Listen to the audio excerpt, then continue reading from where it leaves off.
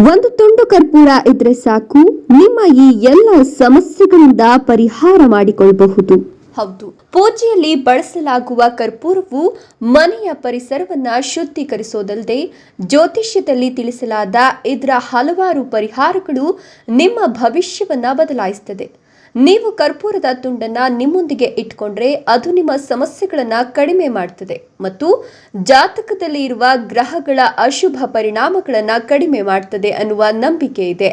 ಈ ಕರ್ಪೂರದಿಂದ ನೀವು ಇನ್ನೂ ಅನೇಕ ಸಮಸ್ಯೆಗಳಿಗೆ ಪರಿಹಾರ ಪಡೆಯಬಹುದು. ಆ ಪರಿಹಾರಗಳೇನು ಎಂಬುದನ್ನ ತಿಳಿಯೋಣ. ಅದಕ್ಕೂ ಮುನ್ನ ನಿಮಗೆ ಜ್ಯೋತಿಷ್ಯ ಮತ್ತು ಧಾರ್ಮಿಕ ಪೂಜಾ ವಿಧಿವಿಧಾನಗಳ ಮೇಲೆ ನಂಬಿಕೆ ಇದ್ರೆ ಒಂದು ಲೈಕ್ ಕೊಟ್ಟು ಶೇರ್ ಮಾಡಿ.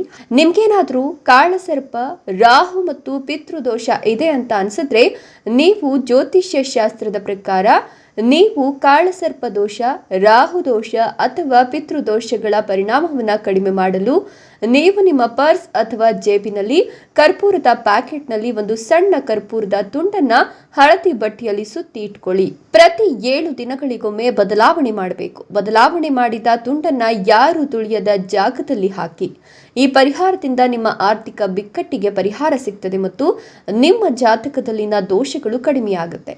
ನೀವು ಆಗಾಗ ಒತ್ತಡಕ್ಕೆ ಹೋಗೋದು, ಕಿರಿಕಿರಿ ಆಗೋದು ಅಥವಾ ಮಾನಸಿಕ ಅಶಾಂತಿಯನ್ನ ಅನುಭವಿಸ್ತಾ ಇದ್ರೆ ನಿಮ್ಮ ಎಡಜೇಬಿನಲ್ಲಿ ಯಾವಾಗಲೂ ಒಂದು ಸಣ್ಣ ಕರ್ಪೂರವನ್ನ ಇಟ್ಕೊಳ್ಳಿ.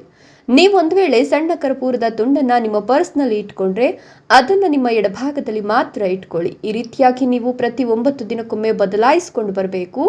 ಬದಲಾಯಿಸಿದ ಕರ್ಪೂರವನ್ನ ಯಾವುದಾದ್ರೂ ದೇವಸ್ಥಾನದಲ್ಲಿ ಬೆಳಗಿಸಿ. ಈ ರೀತಿ ಮಾಡೋದ್ರಿಂದ ನಿಮಗೆ ಅನೇಕ ರೀತಿಯ ಪ್ರಯೋಜನಗಳನ್ನ ನೀಡುತ್ತೆ. ನೀವು ಬೆಳಗ್ಗೆ ಮತ್ತು ಸಂಜೆ ನಿಮ್ಮ ಮನೆಯಲ್ಲಿ ಕರ್ಪೂರವನ್ನು ಉರಿಸಿದ್ರೆ ಆಗ ಆಂತರಿಕ ವಾತಾವರಣವು ಶುದ್ಧಿಯಾಗಿರುತ್ತೆ. ಮನೆಯಲ್ಲಿ ಸಕಾರಾತ್ಮಕತೆ ಹರಡುತ್ತೆ ಮತ್ತು ನಕಾರಾತ್ಮಕ ಶಕ್ತಿಗಳು ದೂರವಾಗ್ತದೆ. ಕುಟುಂಬದಲ್ಲಿ ಸಂತೋಷ ಮತ್ತು ಶಾಂತಿ ಇರುತ್ತೆ. ನಿಮ್ಮ ಮನೆಯ ಯಾವುದೇ ಸ್ಥಳದಲ್ಲಿ ವಾಸ್ತು ದೋಷವಿದ್ರೆ ಅದನ್ನು ತೆಗೆದುಹಾಕಲು ನೀವು ಸುಲಭವಾಗಿ ಒಂದು ಬಟ್ಟಲಿನಲ್ಲಿ 5 ಕರ್ಪೂರದ ತುಂಡುಗಳನ್ನು ತೆಗೆದುಕೊಂಡು ಆ ಸ್ಥಳದಲ್ಲಿ ಇಡಬೇಕು. ಆ ಕರ್ಪೂರ ಯಾವಾಗ ಖಾಲಿ ಆಗುತ್ತೋ ಅವಾಗ ಅಲ್ಲಿ ಮತ್ತೆ ಕರ್ಪೂರದ ತುಂಡುಗಳನ್ನು ಇಡಬೇಕು. ಹೀಗೆ ನೀವು 71 ದಿನಗಳ ಕಾಲ ಮಾಡಿ ಸಾಕು. ಆದ್ರೆ ನೆನಪಿರ್ಲಿ, ನೀವು ಮಾಡೋದನ್ನ ಯಾರಿಗೂ ಹೇಳಬಾರ್ದು. ಹೀಗೆ ಮಾಡೋದ್ರಿಂದ ವಾಸ್ತು ದೋಷಗಳು ಕ್ರಮೇಣ ದೂರವಾಗುತ್ತೆ.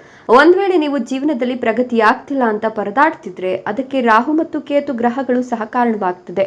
ಈ ದೋಷಗಳನ್ನ ಹೋಗಲಾಡಿಸಲು ನಿಮ್ಮ ಮನೆಯಲ್ಲಿ ಒಂದು ಸಣ್ಣ ಕರ್ಪೂರದ ತುಂಡನ್ನು ತೆಗೆದುಕೊಂಡು ಅದರಲ್ಲಿ 3 ಭಾಗ ಮಾಡಿ ಬೆಳಿಗ್ಗೆ, ಸಂಜೆ ಮತ್ತು ರಾತ್ರಿ 3 ಬಾರಿ ಕರ್ಪೂರವನ್ನು ಬೆಳಗಿಸಬೇಕು. ಅಥವಾ ಶನಿವಾರದಂದು ಸ್ನಾನ ಮಾಡುವ ನೀರಿನಲ್ಲಿ 2 ಹನಿ ಕರ್ಪೂರದ ಎಣ್ಣೆ ಮತ್ತು ಮಲ್ಲಿಗೆ ಎಣ್ಣೆಯನ್ನು ಸೇರಿಸಿ ನಂತರ ಸ್ನಾನ ಮಾಡಿ.